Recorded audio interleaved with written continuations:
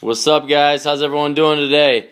Um, I'm in the process right now of making our sixth video series on the six foundational principles from Paul Chek. He great guy. Wrote the How to Eat, Move, and Be Healthy book. A fantastic read for anybody, no matter what your goals are. But in the process of that, I kind of wanted to take a quick break and talk about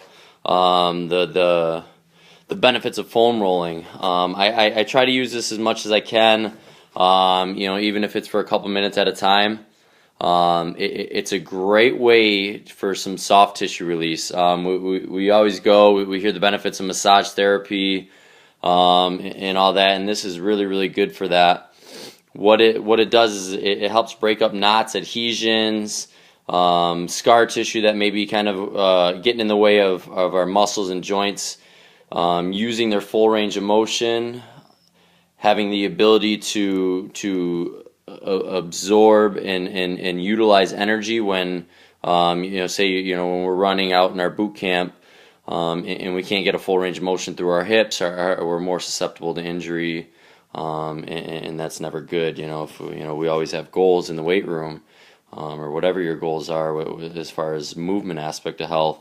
If you're constantly injured, you're not going to be very effective reaching those goals. So this is a little trick that I like to use. One thing you want to do is you want to make sure you do the soft tissue work. You use the foam roller. Every time you do it, I recommend doing everything with good posture. Make sure you're breathing, get some oxygen to those muscles, especially when they're tight. And then do some corrective exercise after. Again, I'll use the hip or the ankle, for instance. When we work through our Achilles, work through your calf. Work through your hip flexors, work through your piriformis and the external rotators of the hips. Whatever you're working on, if you're tight and overdeveloped in some of those tonic muscles, those tight muscles, it's really important to work through the adhesions, calm the nervous system down in that area, and then stretch it after so we can bring it back to its natural length, so we have a proper length-tension relationship in the joint. So I'm going to show you a couple kind of quick things that you can do. I'm at my house hanging out here. Hopefully my dog doesn't come in get in our way here today. So this is my foam roller that I have. I like this one. Sorry guys, kind of all over the place here. This is the foam roller. It's the grid. You don't have to get this one. You can get these anywhere, guys. You can get them, online. Amazon has them. Local stores have them. Target, Meijer, stuff like that. There's a foam factory, in our area that you can actually go and they'll actually make you one. It's not quite as firm, but it works very effective. You can also use stuff like tennis balls, lacrosse balls. Lacrosse balls work really well, and they kind of get a little more concentrated in the soft tissue area, that you're trying to focus on. So what you do is you just kind of you sit on it. I'll work through my my calves first. We've been doing a lot of running in our boot camp lately, so I'll kind of look and show you what that looks like. There's a couple ways you can do this. If you're just starting off, I would recommend to maybe have both feet on at the same time. And when you do that, you can kind of pick your butt up off the floor and slowly roll over. I usually like to say about an inch or so per second. And if you find a very tight knot kind of in there or very tight adhesion, anything in there, I'd recommend holding there for 30 to 60 seconds. Try to relax that muscle. Try to breathe.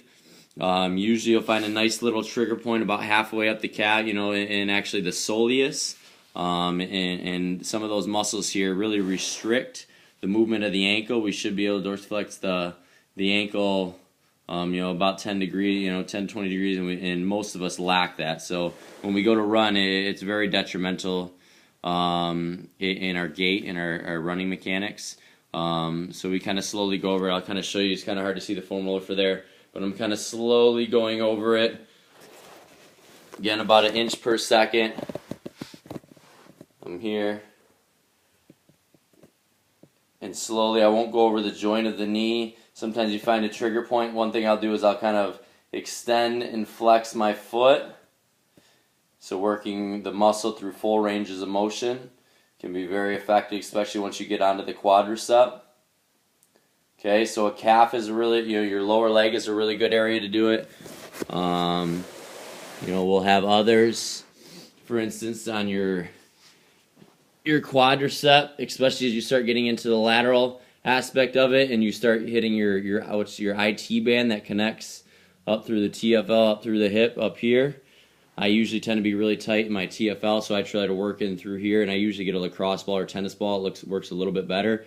Again, I'm trying to be nice and stable, good posture. I'm not slouching forward in my neck, because ideally we're trying to get it back to the natural length in good posture here. So that's really important. Again, about 1 inch per second. If I find a nice tight spot, I'm taking big, deep belly breaths here. Holding there, trying to relax that aspect. Okay, one thing you can do here, some external rotators of the hip in a nice stretch position. You can come on your hand to make it a little more intense here. Same thing there, especially some of you runners here. And another one I like to do is kind of through the mid and upper back. A lot of us has some excess kyphosis, whether you're sitting at a desk, slouched over a computer all day long, maybe you're a student. So this is a really good one to kind of work through here. I usually start about my, if you're new to this, I wouldn't yet necessarily go through your lower back, but I would start here in your mid back to make it a little more intense. You can lift your butt up and maintain good posture. Most of us, I would grasp behind your neck, okay, in neutral posture. Maybe even put your tongue on your roof of your mouth. And I'm breathing. You may feel your vertebrae crack a little bit. That's okay. And then the one the people that have the slouch and rounded shoulders, one exercise that I really like to do here, and I do with a lot of my clients, is hold behind my neck. Okay, again, my neck is in neutral position. I'm not letting it slouch back. Okay, and I'm not slouching or bringing it forward. Keeping my butt on the ground. I'm going to round around just as far as I can while maintaining a neutral neck and keeping my back down. Hold for a 3 to 5 second count. Make sure I'm breathing nice big breaths through the belly, and then come back up. I'll usually do 2 to 5 reps each spot, and then I'll move 1 inch or so and do it again. Same thing. When you're doing that, one thing you want to do is you want to roll around where the foam roller is and not the lower back, because if you can see me here, as I start to go, I can easily arch around and do it through my lower back, but that's not what we're trying to do. We're trying to improve the curvature of the lumbar spine here, or the thoracic spine here, I'm sorry.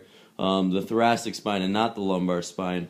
And it becomes very effective for improving our posture, which is one of the key things that the foam roller is very good for. So use this, guys, about 1 inch per second. Nice and slow movements. Make sure you stretch the muscles after, and we'll keep working hard, guys.